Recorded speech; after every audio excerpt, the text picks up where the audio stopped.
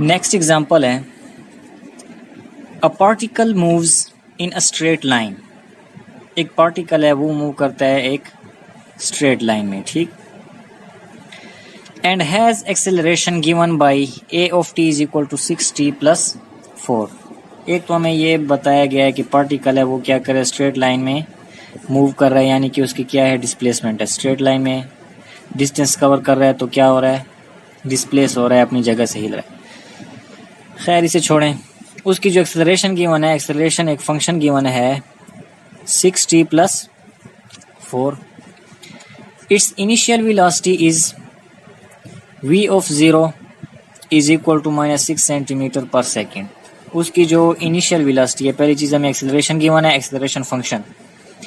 उसके अलावा उसकी velocity at time t is equal to 0, जब t 0 था, यानी कि इनिशियली जब उसने मोशन स्टार्ट किया था उस टाइम उसकी जो वेलोसिटी थी वो क्या थी हमारे पास, -6 centimetre per second.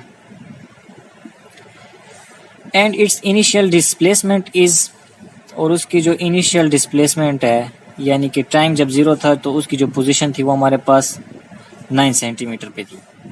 Find its position function s of t। हमने क्या करना है, एक पोजीशन फंक्शन फाइंड करना है। इस तरह का एक फंक्शन फाइंड करना है जिसमें हम टाइम को इनपुट करें और वो उस टाइम के लिए हमें उसकी पोजीशन बताए। ये पार्टिकल था, यहाँ से मूव किया उसने यहाँ तक, ठीक है। इनिशियली यहाँ पे टाइम क्या था, 0 था। यहाँ पे जो है ना टाइम कोई उसकी वैल्यू है, 1 सेकेंड है, 2 सेकेंड है, जितने भी सेकेंड्स हैं, ठीक है। तो यहाँ से पार्टिकल मूव करके यहाँ तक गया, डिस्प्लेस हुआ है।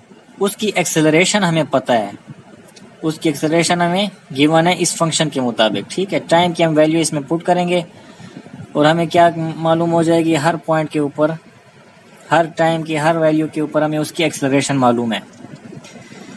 अब उसने हमें डेटा में मजीद जो है ना एक उसकी वेलोसिटी बताई है कि इस पॉइंट के ऊपर उसकी वेलोसिटी ये थी और इस पॉइंट के ऊपर उसकी जो पोजीशन थी वो 9 सेंटीमीटर थी, ठीक है। ये जो पोजीशन है ये इसकी क्या है, 9 सेंटीमीटर है। अब वो हमसे सवाल ये कर रहा है कि ऐसा एक फंक्शन फाइंड करें, ये तो s ऑफ 0 है ना, तो s ऑफ t आप फाइंड करें जिसमें हम क्या करें, टाइम इनपुट करें और वो हमें उसकी पोजीशन बताए कि यहाँ पे अगर जैसे 0 पुट किया तो उसकी पोजीशन हमारे पास 9 सेंटीमीटर है। अगर मैं इसमें 1 सेकंड पुट करूँ तो उसकी पोजीशन कितने सेंटीमीटर पे होगी, 2 पुट करूँ तो कितने सेंटीमीटर पे होगी, यानी एक फंक्शन हमने फाइंड करना है। एक्सेलरेशन का फंक्शन गिवन है हमें एक बात पता है कि वेलोसिटी जो होती है वो क्या होती है, डिस्प्लेसमेंट का चेंज होता है विद रिस्पेक्ट टू टाइम, ठीक है। पोजीशन में क्या चेंज आ रहा है विद रिस्पेक्ट टू टाइम। और एक्सेलरेशन जो होती है वो change in velocity with respect to time होता है, यानी कि उस किसी भी चीज़ की स्पीड में जैसे फ़र्क आता है। हम जैसे कहते हैं कि गाड़ी एक्सेलरेट हो गई है तो उसकी क्या होती है कि वो तेज़ हो जाती है। जब उसकी स्पीड बढ़ती है तो हम कहते हैं कि ये एक्सेलरेट हो रही है। उसकी वेलोसिटी जब बढ़ती है तो हम कहते हैं वो एक्सेलरेट होती है। तो अगर एक गाड़ी यकदम से तेज़ होती है तो हम उसको कहते हैं कि इसकी एक्सेलरेशन ज़्यादा है। दूसरी गाड़ी है जो आहिस्ता आहिस्ता तेज़ होती है तो हम कहते हैं उसकी एक्सेलरेशन कम है। यानी कि टाइम के साथ साथ अगर उसकी जो वेलोसिटी है वो यकदम चेंज होती है, ज़्यादा चेंज होती है, तो वो हमें कहते हैं कि उसकी एक्सेलरेशन ज़्यादा है। तो यहाँ से डेफिनेशन से हमें पता चल रहा है कि v का जो डेरिवेटिव है वो हमारे पास क्या है, एक्सेलरेशन है। यानी कि वेलोसिटी का अगर डेरिवेटिव लेंगे तो हमारे पास एक्सेलरेशन आएगा, यानी कि v प्राइम ऑफ t जो है वो हमारे पास a ऑफ t के बराबर आएगा, ठीक है। और यहाँ से हमें पता चलता है कि जो पोजीशन है उसकी जो डिस्प्लेसमेंट है उसका डेरिवेटिव हमारे पास वेलोसिटी के बराबर आता है, यानी कि s ऑफ t, यानी कि s प्राइम ऑफ t लूंगा तो वो मेरे पास v ऑफ t के बराबर आएगा। s prime of t is equal to v of t। Given हमें एक्सेलरेशन है और फाइंड हमने करनी है वेलोसिटी। अब एक्सेलरेशन क्या गिवन थी हमें, 6t प्लस 4 गिवन है और हमें पता है सिंस वी नो दैट, हमें क्या पता है कि वेलोसिटी का जो डेरिवेटिव वो हमारे पास a ऑफ t के बराबर आता है। a ऑफ t की वैल्यू पुट कर दें तो v प्राइम ऑफ t हमारे पास क्या आ जाएगा, 6t प्लस 4। ये v प्राइम है, हमने क्या फाइंड करना है, वेलोसिटी फाइंड करनी है। वेलोसिटी के लिए हम क्या करेंगे, इसका एंटी डेरिवेटिव लेंगे, ठीक है। बाय टेकिंग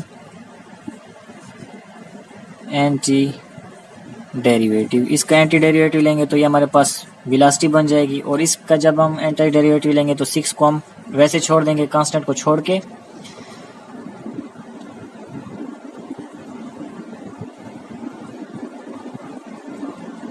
जो वेरिएबल है उस पे हम क्या करते हैं, उसकी पावर में एक ऐड करते हैं और न्यू पावर को हम उसके साथ डिवाइड कर देते हैं। +4 है, 4 के साथ कांस्टेंट है तो कांस्टेंट के साथ हम क्या करते हैं, वेरिएबल लगा देते हैं, वेरिएबल सॉरी यहाँ पे t है, और उसके साथ हम क्या करते हैं, एक कांस्टेंट ऐड कर लेते हैं। इसे सिंप्लीफाई करते हैं तो ये हो जाएगा 6t² divided by 2 plus 4t plus c, ये आपस में कैंसिल होंगे तो ये हो जाएगा 3t² plus 4t plus c। ये हमारे पास क्या आ गई, एक फंक्शन आ गया है जो वेलोसिटी का फंक्शन है। ठीक, मजीद हमें पता है कि वेलोसिटी जो है वो क्या है, डेरिवेटिव है डिस्प्लेसमेंट का, और हमें जो है ना फाइंड भी जो है ना पोजीशन फंक्शन फाइंड करना है, यानी कि डिस्प्लेसमेंट का फंक्शन फाइंड करना है, s ऑफ t फाइंड करना है। तो यहाँ पे हम फिर लिखेंगे सिंस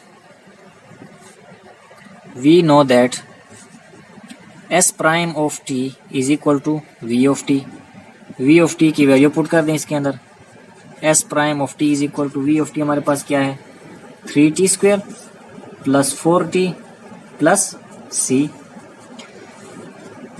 टेकिंग एंटी डेरिवेटिव,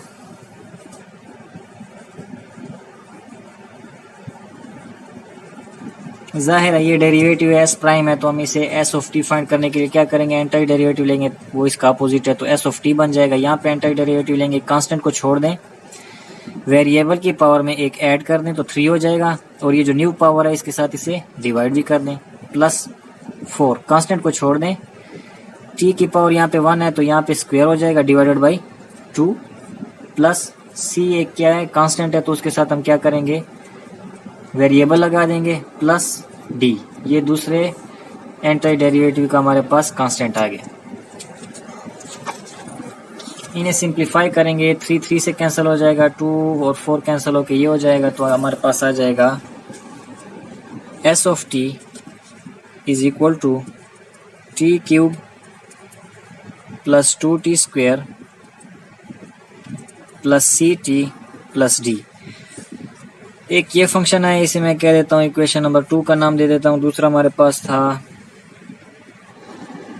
अब क्या है, गिवन हमें डेटा में गिवन था v of 0 is equal to -6 centimetre per second, और दूसरा गिवन था s of 0 is equal to 9 centimetre. v of t जो फंक्शन था वो आया था 3t² plus 4t plus c, इसे मैं इक्वेशन नंबर 2 का नाम दे देता हूँ। ये जो वैल्यूज हैं इनको अब हम इनमें पुट करते हैं। पहले हम क्या करते हैं, v ऑफ 0 फाइंड करते हैं। v ऑफ t हमारे पास इस चीज़ के बराबर है तो v ऑफ 0 क्या हो जाएगा, 3 × 0² प्लस 4 × 0 प्लस c। ठीक है, इस फंक्शन के अंदर मैंने क्या किया, 0 की वैल्यू पुट कर दी। v ऑफ 0 की वैल्यू क्या है, -6 है, तो ये क्या हो जाएगा, 3 × 0 0 प्लस 4 × 0 0 प्लस c, ये हो जाएगा -6 इज इक्वल टू c। तो c की वैल्यू हमारे पास आ गई है -6। इसी तरह ये जो s ऑफ t है इसकी वैल्यू भी 0 पे हमने फाइंड करनी है, तो s ऑफ 0 क्या हो जाएगा हमारे पास, t³ है तो ये 0³ हो जाएगा, plus 2 × 0² plus c × 0 plus d, this is equal to s of 0 हमारे पास क्या है, 9 है, 0 plus 0 plus 0 plus d, 9 is equal to d। d की वैल्यू हमारे पास 9 आ गई है, c की वैल्यू हमारे पास -6 आई है। तो अब ये जो s ऑफ t है ये फंक्शन क्या हो जाएगा, इसमें हम c और d की वैल्यू पुट कर देंगे। तो s ऑफ t हमारे पास आ जाएगा t³ प्लस 2t², c की जगह हम क्या लिखेंगे, -6 × t प्लस d की जगह 9, this is equal to s of t is equal to t³ plus 2t² -6t plus 9। तो ये हमारे पास आ गया उसका पोजीशन फंक्शन।